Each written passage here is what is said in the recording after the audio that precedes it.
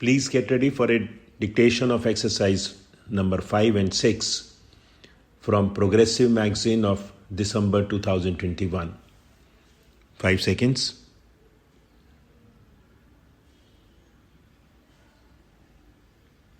Start. Yesterday, I had the honor to present a resolution before you, which you passed. In it, we stated that we wanted it to be clearly understood that we aim at a socialistic pattern of society. In that resolution, which deal with the economic policy, we have to give effect to that decision of yours, because ultimately it is the economic policy which is going to shape that picture of India which you call the socialistic pattern. This resolution is therefore of the highest importance. In a resolution of this kind, however long drawn out it might be, one cannot enter into the details of policies. There is a danger in such resolutions, and that is what you may use striking words and vague phrases and imagine that you have given a great lead to the country. That does not help us, because we have to solve the problems of India. How to deal with those problems is itself a problem. The problems of unemployment and of raising the level of our people are not solved by broad decisions or slogans. I say this without any disrespect to those who wield striking words, because I myself have been a wielder of words all my life, drafting resolutions, getting them passed, and so on.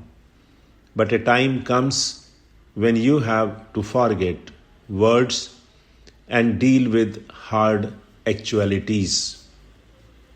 This applies more especially to congressmen, because they have much more responsibility than others in running the government and deciding the government's policy. For us merely to write resolutions is not good enough. What then we must do?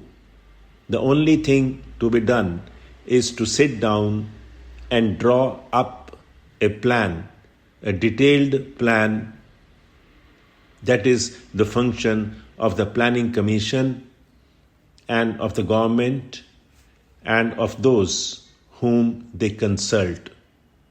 Obviously, a Congress session cannot sit down and draw up a 5-year plan. But in a resolution of this kind, we have to indicate the type of thinking needed in drawing up that plan. This resolution contains a brief reference to the objective to be achieved.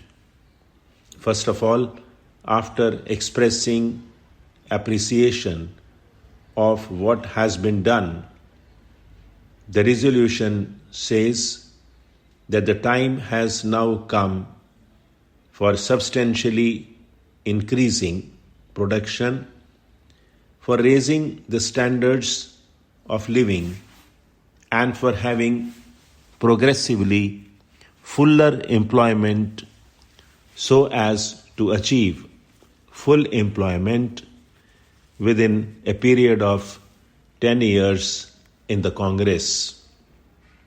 The first thing to note about this resolution is that it does not merely repeat what we have said before. It points out that the time has come for us to advance on the economic and social plane. In a sense, we have been doing it, but we have not been doing it adequately. The time has come to put an end to unemployment in 10 years. By 10 years, we mean 2 5-year plan periods. I wish you to appreciate that we try not to word our resolution in what might be called bombastic language.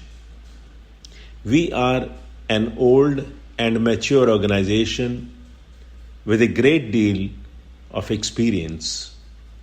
It is not desirable, therefore, that we should use words which are vague and meaningless.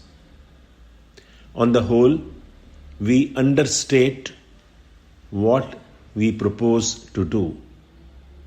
If we really give effect to this resolution, it means bringing about a revolution in this country, an economic revolution bigger than any that has taken place in our times. Take the simple fact of putting an end to unemployment within 10 years. Just try to think what it means in this country with its population growing year by year. It is a terrific job, the like of which has not been done in these circumstances in any other country. We talk about planning. As you all know, planning is essential, and without it, there would be anarchy in our economic development. About 5 years ago, planning was not acceptable to many people in high places, but today it has come to be recognized as essential even by the man in the street. Our first 5-year plan is now about 3 years old, and we are now thinking about our second 5-year plan. A phrase in this resolution says that the second 5-year plan must keep the national aims of a welfare state and a socialistic economy before it. These can only be achieved by a considerable increase in national income, and our economic policy must therefore aim at plenty and equitable distribution. The second 5-year plan must keep these objectives in view and should be based on the physical needs of the people. These are really the important and governing words of the resolution and ought to be the controlling factors in drawing up the second 5-year plan. Before going on to other aspects of the question, may I say that a welfare state and a socialistic pattern of economy are not synonymous expressions. It is true that a socialistic economy must provide for a welfare state, but it does not necessarily follow that a welfare state must also be based on a socialistic pattern. Stop.